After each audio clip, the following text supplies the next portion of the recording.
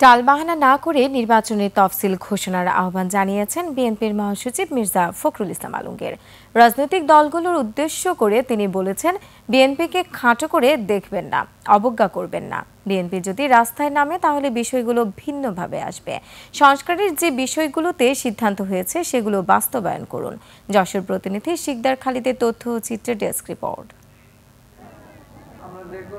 Jessore town hall মাঠে বিএনপির স্থায়ী কমিটির সদস্য সাবেক মন্ত্রী তরিকুল ইসলামের সপ্তম মৃত্যুবার্ষিকী উপলক্ষে স্মরণ সভা। বক্তব্য রাখেন দলটির নেতারা।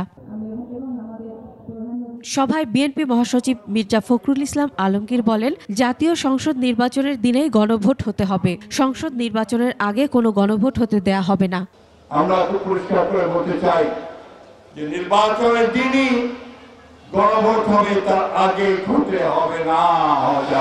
অন্যান্য বিষয়গুলোতে আসেন, যেগুলো বাকি আছে সেগুলো আমরা আগামী পার্লামেন্টে নিয়ে যাব, আর যেগুলো সই হয়ে গেছে, একমত হয়ে গেছি, সেগুলো ভিত্তি করে আমরা কাজ শুরু করতে পারি। কয়েকটি রাজনৈতিক দল বিভিন্ন দাবি দাওয়া নিয়ে অস্থিতিশীল পরিবেশ সৃষ্টি করছে, নির্বাচন বানচালের চেষ্টা করছে উল্লেখ করে দ্রুত তফসিল ঘোষণার দাবি জানান ফখরুল। দয়া করে দেশকে অস্থিতিশীলতার দিকে নিয়ে যাবেন না। দয়া করে দেশে মানুষকে অশান্তিতে ফেরার কোনো ব্যবস্থা করবেন না। আমাদেরকে খাটো করে দেখবেন না বা অবজ্ঞা করে দেখবেন না। আমরা যদি রাস্তায় নামি তাহলে কিন্তু রাজনৈতিক বিষয়গুলো ভিন্নভাবে আসবে। বিএনপি অনেক দায়িত্বশীলতার পরিচয় দিয়েছে উল্লেখ করে ফখরুল বলেন, নির্বাচনের তফসিল ঘোষণা করা না হলে অন্তর্বর্তী সরকার ব্যর্থ সরকারে পরিণত হবে। সরকারকে পরিষ্কারভাবে বলতে চাই, আর টালবাহানা না করে অবিলম্বে নির্বাচনের শিডিউল ঘোষণা করার ব্যবস্থা করুন এবং ঐক্যবদ্ধ যেগুলো সিদ্ধান্ত হয়েছে সেগুলো নিয়ে সামনের দিকে এগিয়ে যান।